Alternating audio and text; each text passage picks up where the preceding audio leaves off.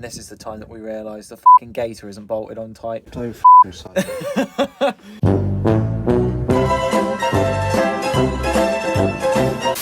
This is my project Clio 172, and despite the fact that I have done brakes, suspension, headlining, and a bunch of other things, it's still in a bit of a shabby condition. And whilst I wait to pluck up the confidence to do the Timing Belt and Dephaser, I'm going to do some things on the car that have been annoying me for a while now. To start, the car's rear wiper had fallen off. Now, I don't have a nut for this, so I used some M6 riv nuts to try and figure out exactly what thread it was, and I was right on the first try, M6.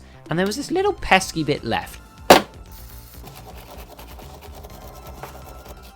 Cleaning it up, I checked to see if it actually worked and not a Killer Wipers car, and it did. So installed a new wiper arm to get that all sorted, and still afterwards working perfect.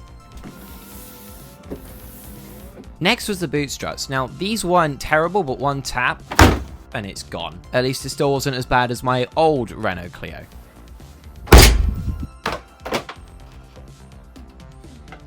Happens every time.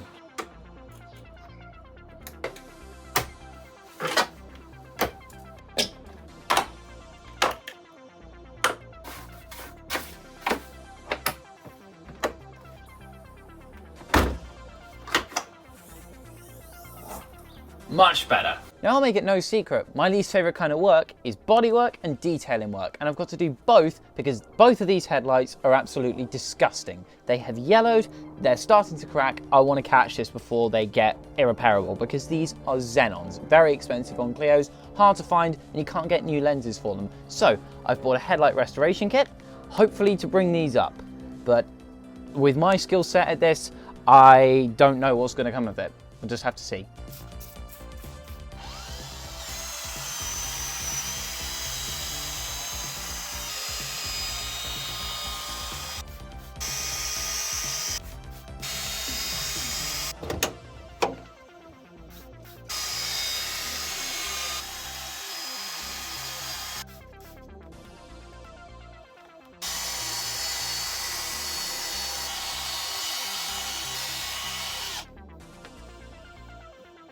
Jesus Christ. Wow. Like everything I do, I never claim that it's absolutely perfect, and this certainly isn't, but the difference between before and after is absolutely incredible, even though I hated every single bit of it. Now to do the other side, and to UV protect this too. Clearly, the passenger side is much worse than the driver's, so this... It wasn't as good, but the drill ran out of battery. Ugh, am I kidding? It was my fault. I don't know how to do this. Next up, seatbelt latch failed. Now, yes, this is only a tiny repair, but still, it will fail its MOT with this.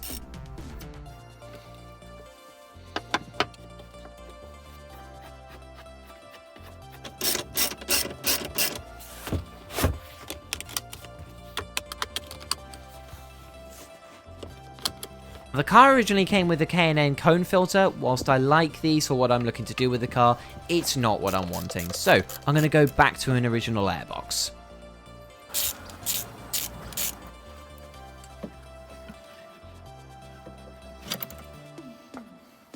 Now I'm aware I'm going to have to replace this, but I don't have an air filter at the minute, so for the time being, we'll just fit the Airbox.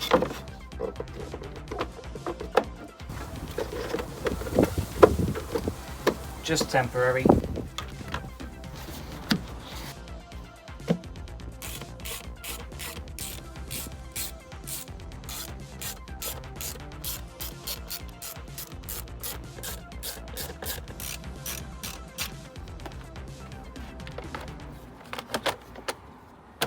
I also got some new hex bolts for the engine cover, as the original ones from this car are simply lost to time.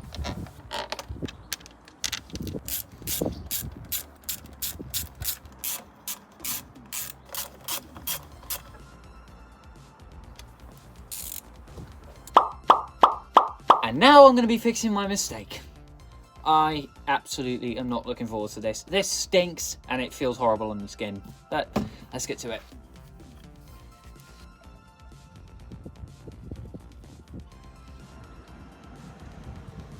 This is probably going to be about 30 times we do this.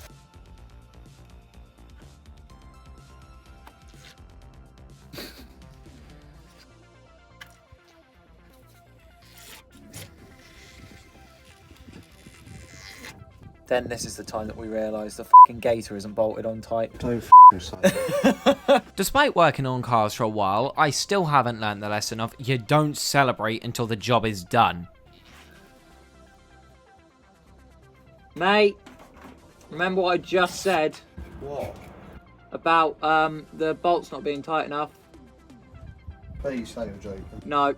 It took me a while to figure out what happened, so I referenced some old videos, and it turns out, see this metal plate? I had flipped it the wrong way round, and that was what was causing my leak. I'm just an idiot. I mean, the gearbox is a little full, but it's better than leaking out of the CV shaft. I'm sure whoever installed this new exhaust and catalytic converter has not done a very good job, because it is covered in this horrific exhaust paste that feels like silicone. Now, I'm not happy with this. I also think it's blowing, so I'm replacing the gasket on the inside as well.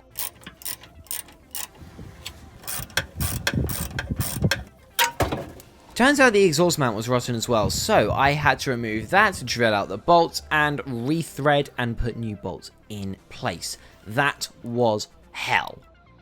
Whoever put this on has spread the red stuff all over the exhaust. It is just disgusting. This doesn't even feel like exhaust even. This feels like literal silicone. That's a major improvement. I mean, I can see the cat's honeycomb in there still, which is really good, but the O2 sensor looks shot. I swear this is why this car has failed its emissions. Also, someone has zip tied the O2 sensor to one of the brake lines. The previous owners of this car were brilliant, weren't they? They certainly knew what the f they were doing.